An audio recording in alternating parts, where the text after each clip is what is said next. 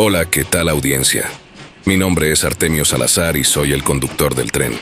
Un día más les doy la bienvenida a este su programa, El Maquinista Historias de Terror. Así que prepárense un café, pónganse los audífonos y disfruten este relato.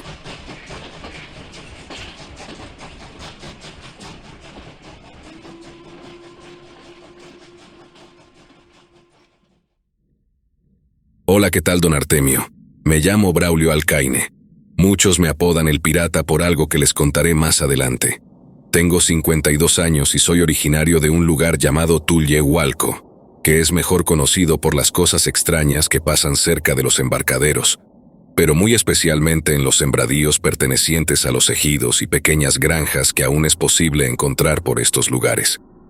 Lo mismo ocurre en otros pueblos originarios como Milpa Alta, Xochimilco y Mixquic. Aunque es verdad que la modernidad llegó hace muchos años a la CDMX, aún hoy, en pleno siglo XXI, siguen sucediendo cosas sin explicación lógica y que se salen totalmente de la realidad. Cuando mis hermanos y yo éramos niños, era muy común escuchar hablar a los mayores acerca de los espantos, apariciones, de encuentros con la Llorona y la mujer con cara de caballo. Pero sobre todo, me tenían harto con los famosos cuentos acerca de las brujas y los nahuales. Honestamente, mis hermanos siempre se asustaban cuando los viejos contaban esas historias, pero yo, a pesar de ser el más pequeño, me burlaba de ellos creyendo que era increíble, pero sobre todo, imposible e ilógico que una persona pudiera convertirse en animal. Me fastidiaba escuchar esos cuentos una y otra vez, pero mis abuelitos me inculcaron el respetar siempre a la gente mayor sin importar lo que dijeran. Si ellos sabían o conocían algo que nosotros no, aunque a mí me parecía una tontería y hasta mentiras, debía ser por una buena razón. Eso decía mi abuelito. Así que solamente escuchaba sin decir nada y aguantando las ganas de reírme de mis hermanos mayores, que siempre volvían a casa temblando y casi llorando de miedo, volteando para todos lados como si alguien los siguiera. A mí eso se me hacía una tontería, y se los externaba manifestándoles molesto que esos cuentos eran una locura creer que semejantes seres puedan existir. Y si eso fuera cierto, ¿por qué nadie los ha visto? Lo que yo ignoraba era que sí había muchas personas y muchas de ellas cercanas a nosotros, incluyendo familiares y amigos. El hecho de que nadie lo comentara era porque se trataba de experiencias realmente aterradoras, que incluían hurtos, ultrajes a mujeres, y la pérdida de la vida de varias personas cercanas a la comunidad, especialmente cerca de los embarcaderos y los sembradíos. Era precisamente por eso que a muchos niños no se les permitía salir o quedarse muy tarde en las calles.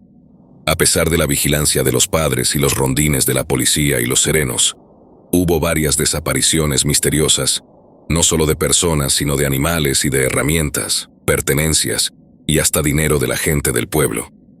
Lo más misterioso del caso era que, a pesar de los fieros perros que cuidaban muchas veces las rancherías y las haciendas de la región, pareciera que amanecían empachados y asustados. Pasaban varios días vomitando, tirados en sus tendidos de tela o costales, y no querían ni comer. Algunos otros amanecían sin vida, aparentemente muertos del susto, y otros muchísimo peor. Perros especialmente entrenados para cazar coyotes, jabalíes y ahuyentar pumas, amanecían hechos pedazos. Eso mantenía a la expectativa a la gente del pueblo y de las poblaciones vecinas. A decir verdad, pensaban que un oso o un animal más grande, como un león, andaba suelto por los cerros cercanos, quizás escapado de algún circo, pero los ancianos afirmaban que, en realidad, se trataba de un nahual. Toda la gente del pueblo hizo una junta en la que se habló principalmente del nocturno perpetrador, y como era de esperarse, todos le atribuyeron los crímenes al famoso nahual. Yo, al escuchar eso, no pude evitar soltar una trompetilla por lo bajo, a lo que mi papá me miró con ojos severos dándome un fuerte coscorrón por irrespetuoso. Mientras tanto, don Juvenal, un viejo y extraño cazador de la región, me dijo que debería tomarme muy en serio lo de los nahuales, pues les gustaba llevarse especialmente a los niños rebeldes y malcriados para comérselos. Me miró fijamente de una manera muy extraña. Incluso mi papá se dio cuenta y me apartó del lado del viejo loco. A decir verdad, don Juvenal era una persona aterradora. Su casa estaba llena de cabezas de animales y pieles por todos lados. Más que cazar para comer como todos, parecía que lo hacía por deporte o simplemente por diversión. Por ello, no era muy bien visto por la comunidad. Sin mencionar que, cuando llegó al pueblo, los más ancianos recuerdan que estaba casado y tenía hijos. Ahora sus hijos eran adultos y se miraban acabados, pero el señor se veía igual que siempre. Por lo tanto, nadie confiaba en él. Su esposa había fallecido en extrañas circunstancias cuando sus hijos, ahora ancianos, se fueron. Solo una vez se les vio con el viejo cazador, pero este los trató muy mal y los echó casi a patadas de sus tierras. Cuando llegamos a la casa, mi abuelo me dijo muy molesto: «Braulio, mi hijo, no te metas con ese maldito viejo. Ese es el nahual. No más que se hace güey para que nadie sospeche de él». Mi papá también sospechaba que muy pronto recibiríamos la visita de la extraña bestia del infierno. A partir de esa tarde, al salir de la junta, la gente nos comenzó a mirar raro, como si de alguna manera estuviéramos marcados o predestinados para algo que desconocíamos, pero seguramente tendría mucho que ver con el mentado nahual. No sé si definirlo como afortunado, pues ese no es el término adecuado. Muchas de las personas que fueron a la junta comenzaron a advertir misteriosas sombras merodeando sus propiedades. Además, la inquietud de sus animales de corral se incrementaba mientras avanzaba la noche, y nuevamente los perros presentaban comportamientos extraños, como si ventearan a una bestia, pero esta les producía tanto miedo que muchos enloquecían simplemente al enfrentarse a ese ser. No fue sino hasta que atacaron el corral de los borregos de don Mayoral, que éste decidió ponerle fin de una buena vez a ese asunto. Mayoral tenía el mayor número de borregos de la región y los vendía en restaurantes por su carne de primera.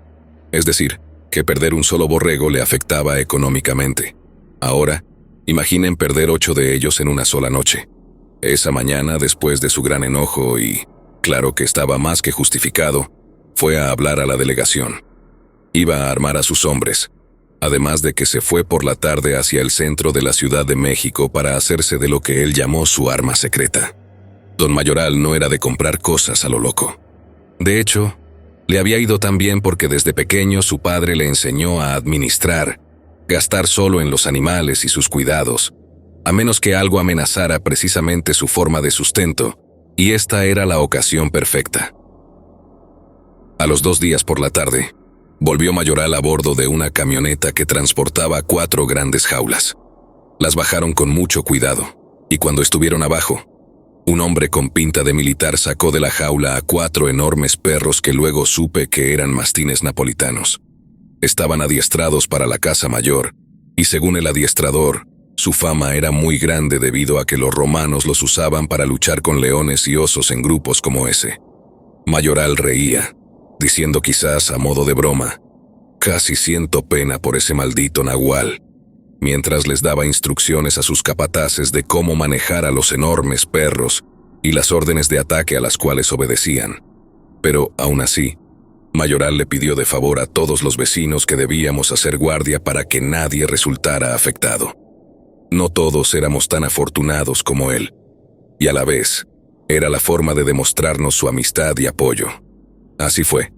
Todos los hombres aprendieron a convivir con los canes, y mientras los perros descansaban durante el día, durante las noches pasaban al resguardo de quien estuviera de guardia. Mientras el resto se turnaban para hacer rondines alrededor de nuestros campos, esperando el momento adecuado en el que esa bestia espantosa decidiera asomar su fea cara por los alrededores y darle caza por sus fechorías. Las primeras noches todo estuvo tranquilo, y no aconteció nada importante. No hubo eventos ni la desaparición de animales y niños.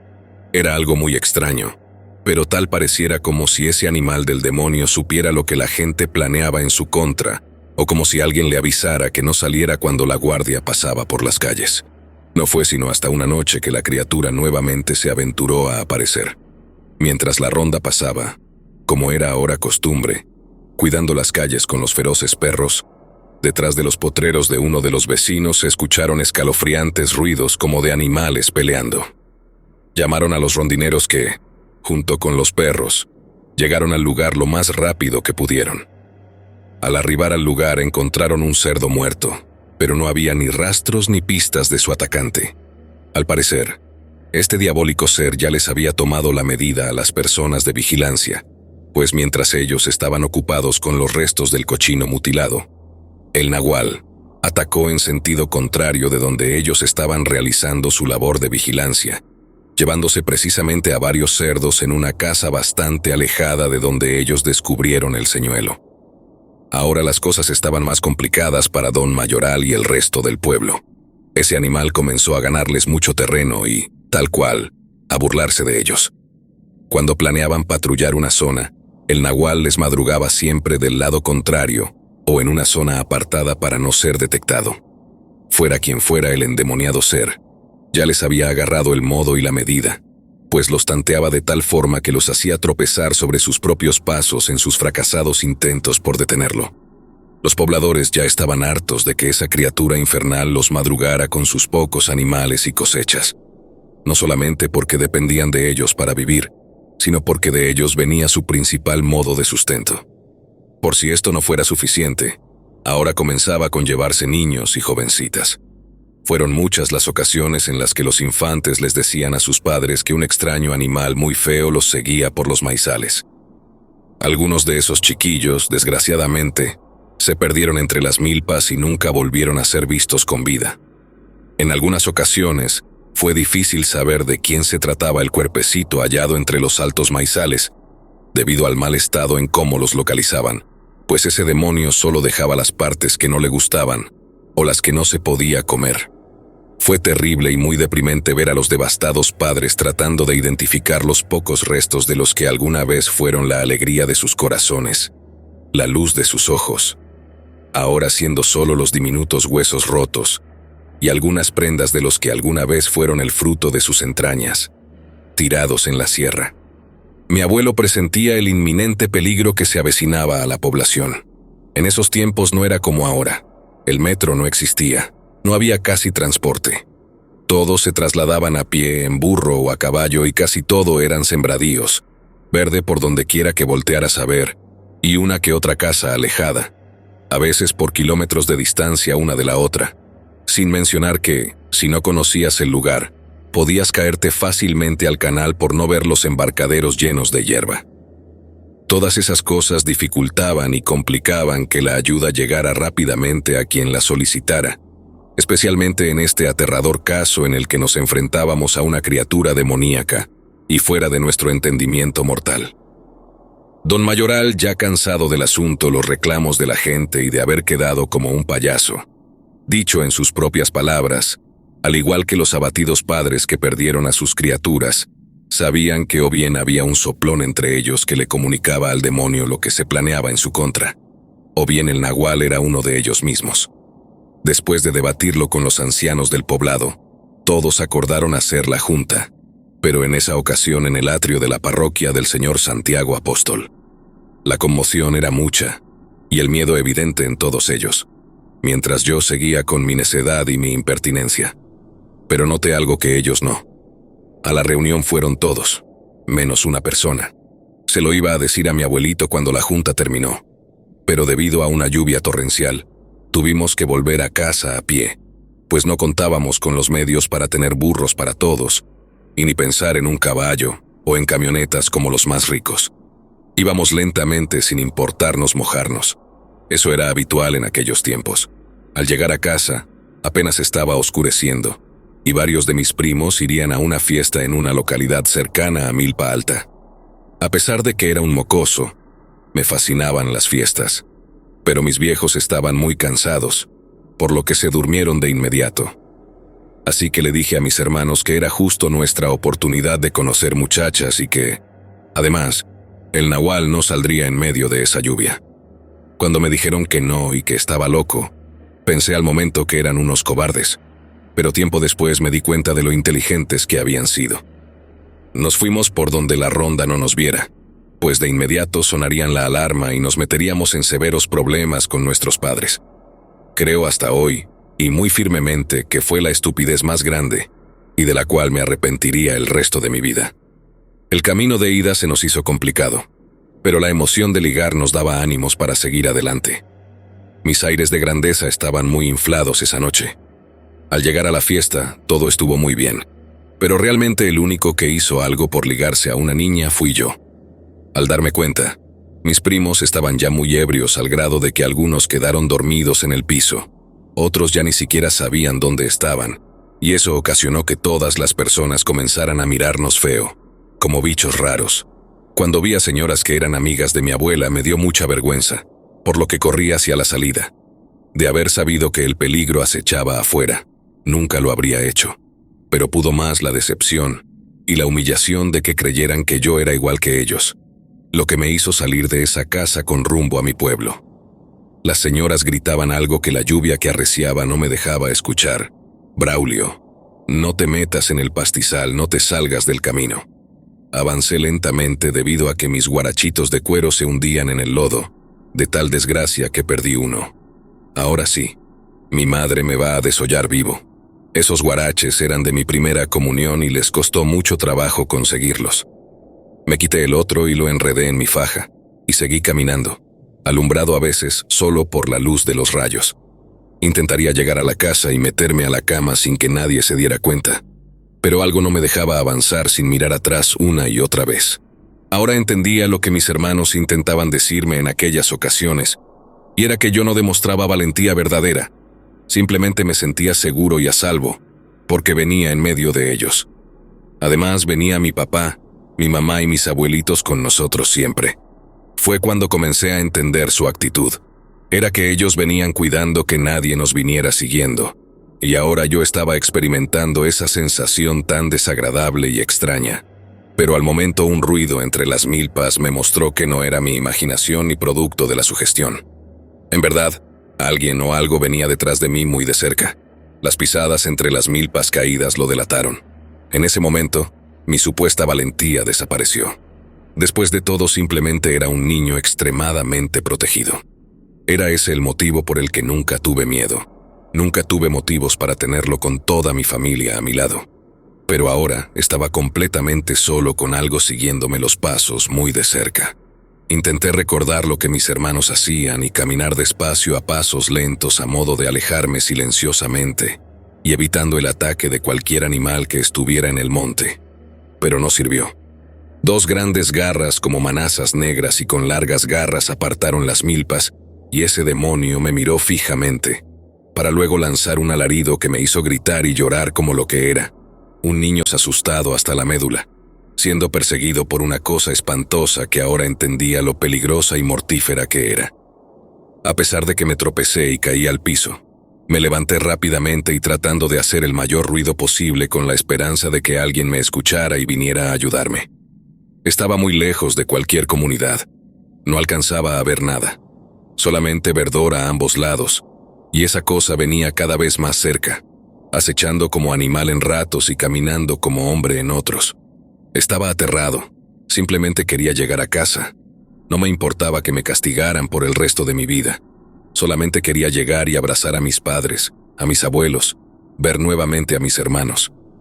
Fue cuando sentí algo muy pesado que me tiraba al piso y sentí claramente cómo algo cálido y muy espeso resbalaba por mi rostro, acompañado de un dolor muy agudo que me hizo pegar el grito más potente que recuerdo haber dado jamás. Veía borroso debido a ese líquido oscuro, pero noté que mi vista estaba diferente, como compactada, como si algo me faltara. Fue entonces que la bestia dijo: «Te dije, maldito mocoso, que tomaras en serio a los nahuales». Al momento de decir esas espantosas palabras con esa aterradora y hueca voz salida del mismo infierno, supe quién era. Se trataba del cazador loco, el maldito viejo Juvenal. Él era el infeliz nahual que se llevó a los niños, aquel ser del que tantas veces hablaba mi abuelo. Sin piedad alguna, me arrancó la mano izquierda, mientras me manoteaba provocándome profundos arañazos. Sentí que perdería la vida allí mismo cuando, justo antes del desmayo, me volvieron a la conciencia sonidos de trotes pesados y veloces. Después vi a 4 saetas de color gris volar por el viento y apresando entre sus fauces a la bestia. Eran los perros de Don Mayoral. Por fortuna, mis gritos alertaron a la ronda y los perros corrieron en mi auxilio. Desde mi perspectiva, Miraba al anciano endiablado tratar inútilmente de defenderse de los 4 mastines, quienes, sabiendo el origen maligno de la bestia, no se detuvieron hasta hacerlo pedazos. Aún así, no lo dejaron hasta que el señor mayoral les dio la orden de parar, una vez que notaron que el demoníaco ser ya no se movía. Luego los 4 se echaron mansos a un lado mío hasta que los hombres de la ronda llegaron. Fue don Mayoral en persona quien me levantó en brazos y gritaba cosas que no entendía porque estaba perdiendo el conocimiento, pues me estaba desangrando. Afortunadamente fui atendido a tiempo y ahora estoy vivo. Recordando con tristeza lo que hoy les cuento, hay mucha gente que duda que los nahuales existan.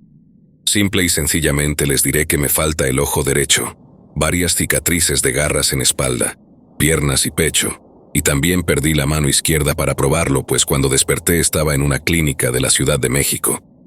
Todo fue manejado como ataque de animales salvajes, pues como dije, hay mucha gente que no cree en nahuales. Desde ese día me apodaron el pirata, pues uso parche en el ojo y un gancho en la mano. Muchos pensarían que me ofende o me lastima que me llamen así, pero para mí son trofeos, una manera de pagar mi falta de respeto e insolencia hacia lo desconocido, y una manera de agradecer que, por lo menos, a pesar de que esa bestia me atacó, no morí como esos pobres niños que desgraciadamente no tuvieron la misma suerte y fueron devorados por el maldito demonio que acechaba en los campos de Tulyehualco.